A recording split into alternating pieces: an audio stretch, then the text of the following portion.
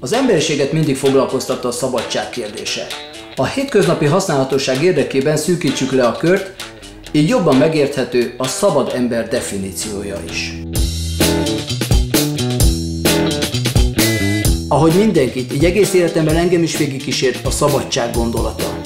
Gondolom gyermekkorodban te is kerested a búvóhelyet, ahol a saját törvényeid érvényesülhettek játszás közben. Az iskolában vártad és kerested a szabadnapokat, ahol nem mondja meg senki, hogy mi kötelező és mihez legyen kedved. Amikor elérted a felnőttkort, mégsem szabadultál fel. Rátszakadtak a munkahelyi és a saját élet felelősségei. Például anyagi függőség, párkapcsolati ígéretek, családi kötelékek.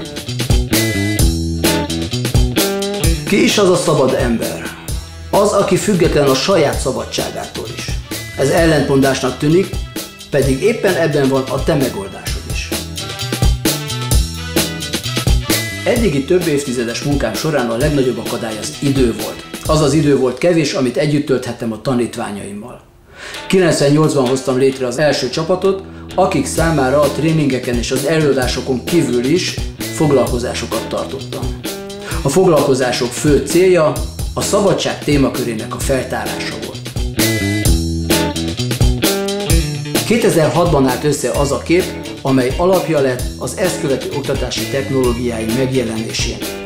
Ilyen volt az EOS Play játéktechnológia, Vision modellezés, Black Box, EOS School, EOS Coaching. Ezek mind a szabad gondolkozásra, a szabad érzelemvilágra és a szabad cselekvésre épülnek. Úgy fejlődhetsz, mint az a gyerek, akit játszása közben soha nem korlátoznak.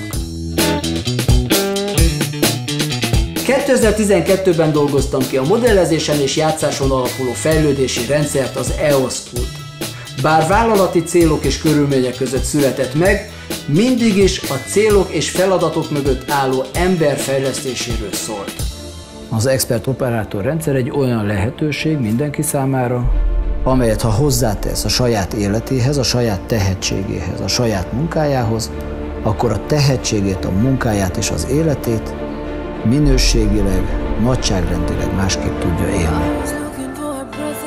Előre kell állni, és vinni kell másokat. Az EOS School megtanítja az embereket expert operátor rendszerben is élni. Konkrétan vizsgázni fog mindenki. 5 kategóriában.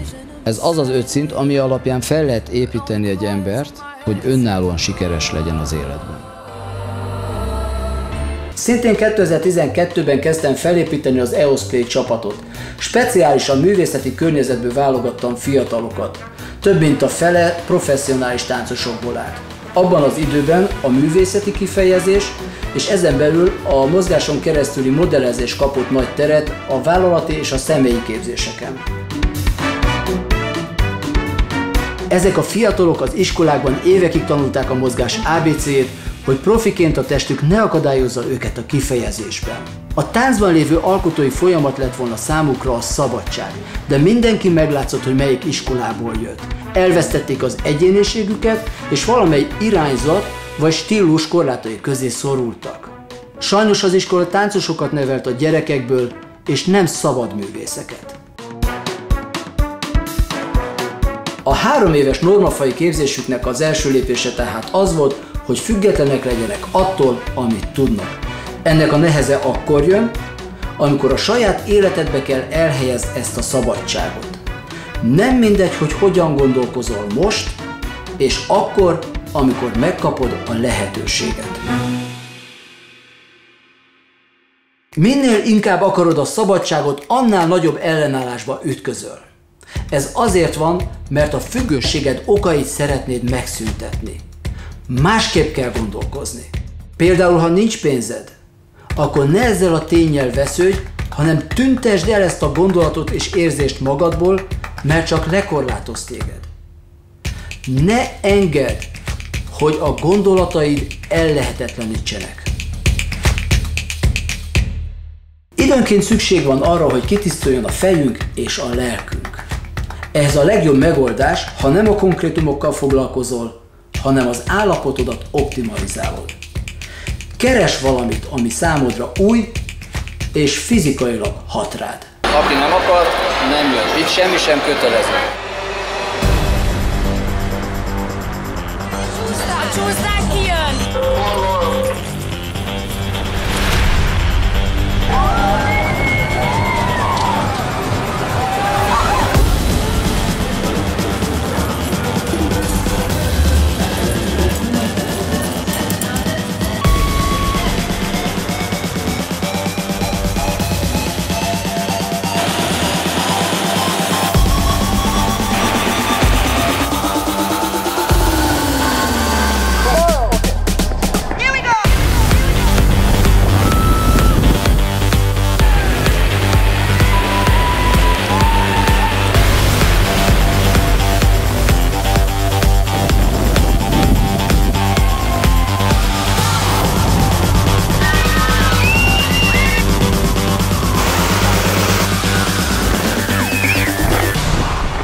A szabadságot nem szabad a szó szoros értelmébe venni.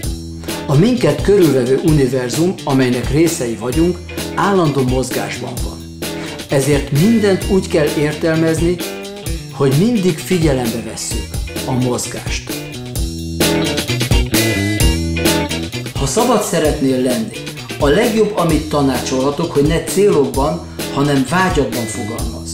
Majd ezt a vágyat fedezd fel a világban, az életedben. A vágyaidból egyszer csak egy cél fog megjelenni, ami már nem egy kitalált cél, hanem veled együtt alakuló lesz, ami mindig képes lesz előrevinni téged. 2014-ben Párizsban volt a team, több modellt építettünk az életük megértéséhez és fejlődésükhöz. A célom azóta egy nagyon nagy változáson ment keresztül, mint minőségben és szabadságban. Nőként, emberként és alkotóként. És azt hiszem, hogy nélkületek ez nem ment volna így. Úgyhogy mindenkinek köszönöm. És nincs határ. Azért vagyok most igazán boldog, nem azért, mert most itt vagyok, hanem mert most látom azt az utat, hogy egy másik nagy álmom válhat valóra.